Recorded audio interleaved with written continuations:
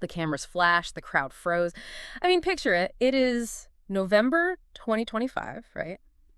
At the Torino Film Festival in Italy. Right, yeah. And two people are walking the red carpet hand in hand, just, smiling warmly for the international press. Looking totally flawless, too. Exactly. They are Hollywood's quintessential candid couple, the ones who survived it all. We're talking addiction, chaos, intense public scrutiny, and they lived to tell the tale to millions of followers. They really did. They projected just absolute unity. But then, and just like that, the screen goes black. Because just days ago, on May 14th, 2026, the announcement dropped. Jason Biggs and Jenny Mollen break up after 18 years of marriage. Which was just, what a shock. Completely, and Hollywood had a brand new obsession. So, welcome to Starscript Report. Yes. Join Jordan and Jamie as they uncover Hollywood drama, music industry shakeups, and viral influencer scandals. From red carpet surprises to social media controversies, we dive deep into the stories behind the fame. And this one is, well, the whiplash on this story is intense. It really leaves you just staring at the screen, scrolling back through their timeline. Trying to pinpoint where the cracks started to show. Exactly. Like, where did it go wrong? Well, that is exactly what our mission is for this deep dive today.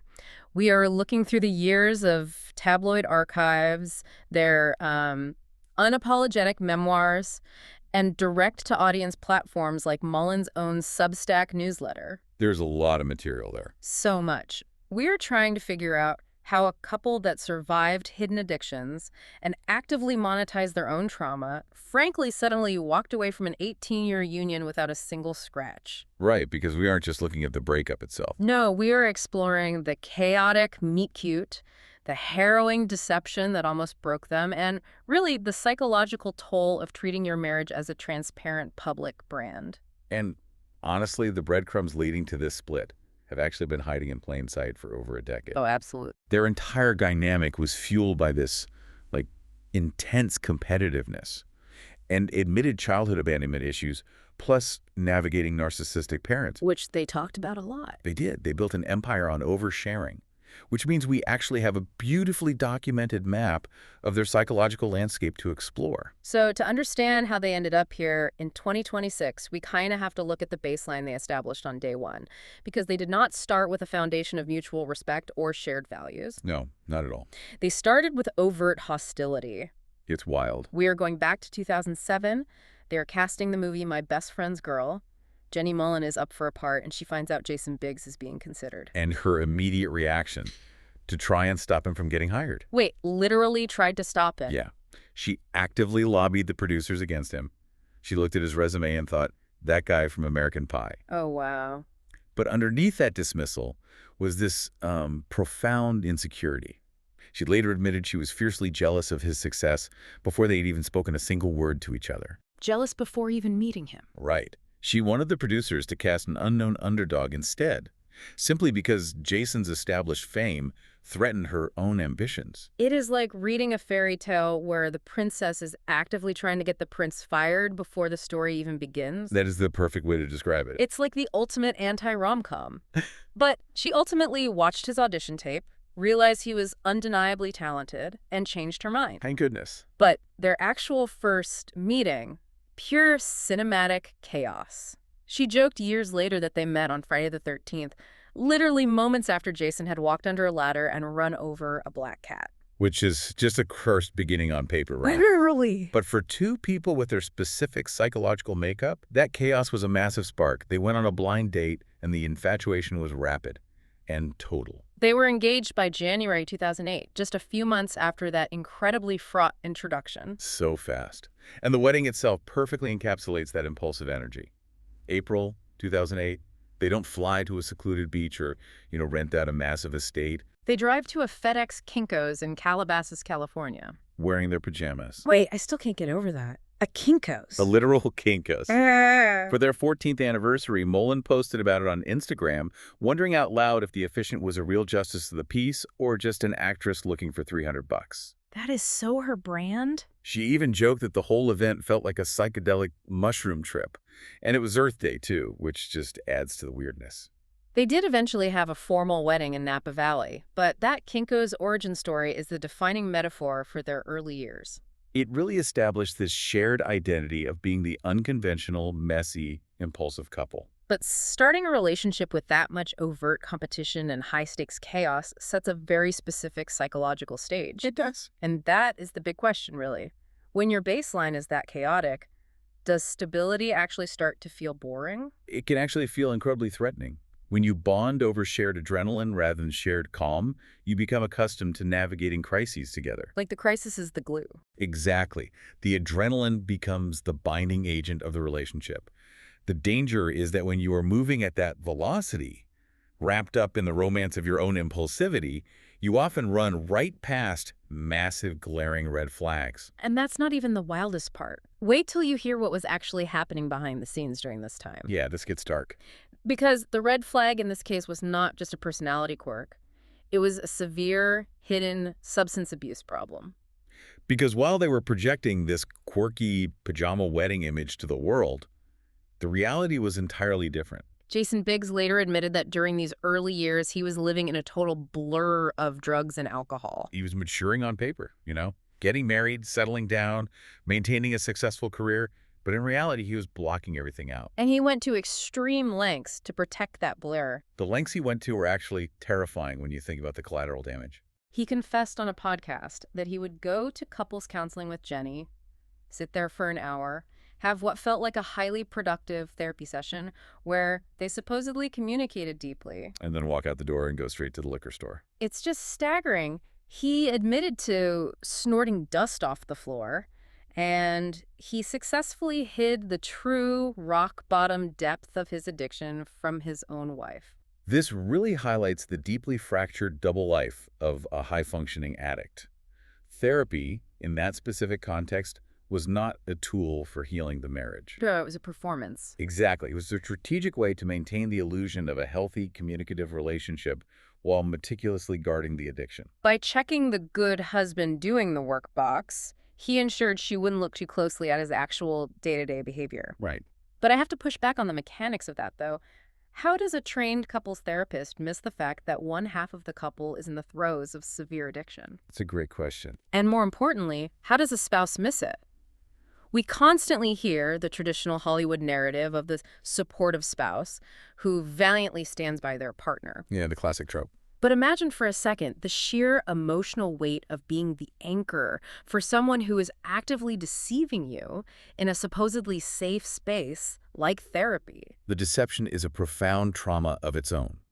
It shatters the foundation of reality for the partner. Truly. You think you are building a life together, working through your minor interpersonal issues in counseling, only to realize the person sitting next to you is essentially wearing a mask. The realization that you were effectively managing a crisis you didn't even know existed is incredibly destabilizing. Which makes the turning point of this story so deeply paradoxical. Because Jenny was his ultimate wake-up call, despite being kept totally in the dark. Right. In 2014, she got pregnant with their first son, Sid. And his immediate, visceral reaction to the news of his wife's pregnancy was to do, in his own words, every drug I could find. Oh my. The sheer terror of impending fatherhood pushed him to an extreme edge. But that terrifying binge was the catalyst. It forced him to realize his lifestyle was entirely unsustainable.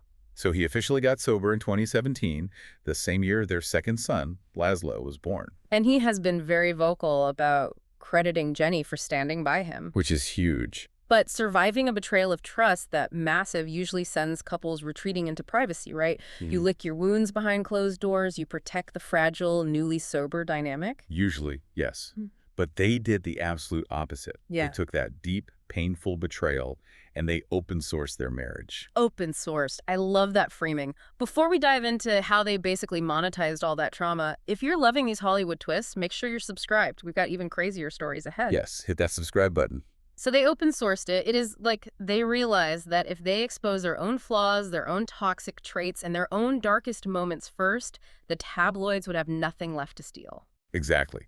They robbed the gossip columns of their power by essentially saying, You can't expose us because we are already exposing ourselves. It is a brilliant PR strategy, honestly, but it also became an entire business model for them. Mollen famously joked that they spent thousands of dollars in therapy so you don't have to. And Biggs became a massive public advocate for therapy, calling it a preemptive strike that every marriage requires. They took the very tools they used to survive his addiction and his deception and turned them into highly lucrative content. They literally made a career out of their marital dynamic. They co-starred in the 2016 comedy Amateur Night. In 2024, they co-hosted the TBS reboot of the cooking show, Dinner and a Movie. Which was so fun to watch, but intense. And Jason was a frequent recurring guest on Jenny's podcast, All the Fails. And their professional banter was aggressively boundary-pushing. Mollen pointed out how tricky it is to work with your spouse because the filter is completely gone. Oh, yeah. They would say things coworkers never would, like Biggs casually joking on set, "Show me your boobs." You can't say that to a normal co-host. No. Mollen noted that this kind of casual boundary crossing could easily lead to a lot of extra couples therapy sessions. They owned their toxicity in a way that was completely disarming to the public, though. Mollen was radically candid about their psychological baggage. She openly discussed how they both grew up with narcissistic parents and suffered from severe childhood abandonment issues. She admitted this led to a very messy dynamic where they were constantly competing for the spotlight within their own relationship. She even wrote a piece for Parents.com detailing her intense, unhealthy obsession and jealousy regarding Jason's ex-girlfriend. Like a published op-ed about stalking his ex. Yes, she put her deepest insecurities on full display for millions to read. And Jason's reaction to his wife publishing an essay about his ex. He publicly praised her for it. Of course he did. He told the press that it was really sweet and applauded her for being so unique and honest about her personal growth. She parlayed this brutally honest persona into best-selling books, too. You just, the way I am. And built a massive following on Substack, a platform where writers send direct, unfiltered newsletters to their paying subscribers. Her publication was called The Best Friend Experience. They monetized the messiness at every possible turn. By turning their marital conflicts into public content, they maintained absolute control over their narrative. But from a psychological standpoint, this raises an incredibly thorny question about the sustainability of that specific model. Right. Does radical transparency actually heal a marriage?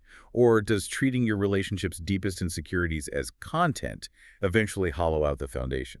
I mean, think about it. If every argument you have, every flare-up of jealousy, every trauma you uncover in therapy is immediately processed as fodder for a Substack post or a podcast segment. What is left just for the two of you? Exactly. It blurs the line between the authentic self and the performative self in a very dangerous way. When your marriage is also your brand and your primary source of income, the pressure to maintain that dynamic, to keep being the funny, chaotic, brutally honest couple, can become suffocating. You are constantly mining your own life, your own pain, for material. And eventually, you might hit a point where the mind is simply empty, or the emotional cost of extracting that material is just too high to bear. Which provides the perfect lens to view the slow fade of their relationship. Later in the episode, we'll talk about the shocking twist nobody saw coming with the actual split. It's so contradictory. Because the transition from their peak public declarations of strength to the eventual unraveling of the marriage in 2026 is full of jarring moments. Let's look at the COVID-19 pandemic. We all know lockdown was a pressure cooker that broke a lot of couples who were suddenly forced into 24/7 proximity. But in 2020, Mollen claimed the exact opposite was happening for them. She went on the record saying they were having more sex and were more intimate than ever, specifically because they were forced together. She acknowledged that seeing each other that much could have gone one of two ways, but insisted it was a real bonding experience that brought them closer. And that public united front continued for years.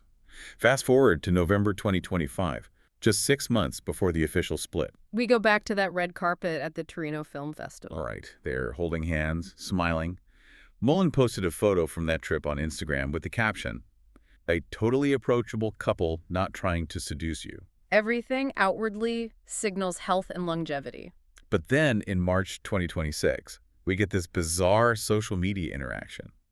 Mollen posted an Instagram supercut of Biggs' career highlights. She claims she was trying to jump on a specific 90s nostalgia trend, but she captioned it saying she accidentally made him an in memorandum video. She intentionally flubbed the phrase in memoriam as if he were dead. And his response in the comments was incredibly telling. He didn't laugh it off or play into the bit. No, he just wrote, "This is just wow." It is a joke, sure. It fits their brand of dark, boundary-pushing humor, but looking back, it is a joke with teeth. It feels like a subtle shift in the wind, a crack in the performative armor. And then, on May 14th, 2026, the official announcement hits. A rep confirms the separation after 18 years. But here is the mechanism that nobody expected. Hmm, There is absolutely zero drama. none at all. The statement emphasized that they remain on great terms and are fully focused on co-parenting Sid, who is now 12, and Lazlo, who is 8. Multiple sources close to the couple confirm they are still deeply connected and will remain close friends. But the ultimate proof of their amicable split happened just 2 days before the announcement. They actually spent Jason's 48th birthday together as a family. Just 48 hours before the world found out their marriage was over, they were blowing out candles together with their kids. It defies every expectation we have of a celebrity divorce, especially one involving a couple known for being so fiery and competitive. It really does. Yeah. But if we look at the mechanism of their relationship, the years of intense therapy, the open sourcing of their flaws, the brutal public honesty, it starts to make sense. How so? Like, why does that make a divorce easier? Well, they essentially pre-processed their own divorce. Yeah. Because they had spent 18 years dragging every insecurity, betrayal, and childhood trauma out into the light, there were no secrets left to fight over. Oh, that's fascinating. There was no hidden betrayal to weaponize during a settlement. They had already done the grueling work of understanding each other's psychological damage. Which forces us to ask a really difficult question. How do we reconcile a couple that seemingly did everything right by a modern mental health standard? Yeah. Like, they survived rock-bottom addiction, they went to endless preemptive therapy, they communicated their deepest traumas openly, they found intimacy during quarantine. How do they do all of that and still end up separated? Exactly. It challenges the underlying assumption that doing the right things guarantees a lifelong marriage. Therapy, communication, and radical transparency are vital tools, but they aren't magic spells that freeze you in time. So true. Sometimes doing the deep work in therapy doesn't reveal how to stay together. It reveals that you have fundamentally grown into different people. They met when they were young, highly impulsive, and carrying massive amounts of unhealed trauma. They navigated his severe addiction together. They raised 2 children. The therapy might not have saved the marriage in the traditional sense, but it very likely saved them as individuals. And it clearly saved their ability to be a highly effective, loving team for their kids. When you look at the entire arc of this deep dive, the Biggs-Mullen relationship really is a masterclass in modern emotional survival. It is. They survived the intense glare of early 2000s fame. They survived the devastating reality of hidden substance abuse. They actively work to break the generational cycles of their own narcissistic parents. They built a beautiful family, and despite everything that could have destroyed them, they managed to forge a lasting friendship. They didn't burn the house down on their way out. No, they dismantled it brick by brick with total intentionality. It's pretty incredible when you step back and look at it. And that leaves me with this final paradigm shift, something for you to mull over long after this audio stops playing. Let's hear it.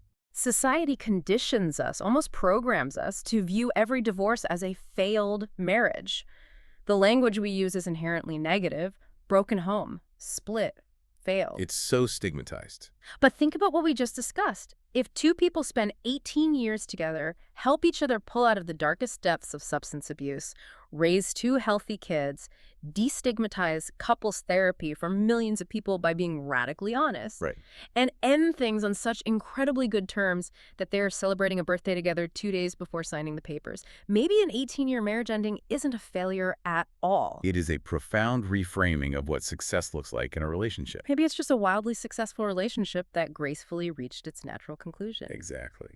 You've been listening to Starscope Report, where Jordan and Jamie uncover the stories shaping Hollywood, music, and pop culture. Thanks for tuning in, and don't forget to subscribe for more stories that keep the stars shining. Until next time.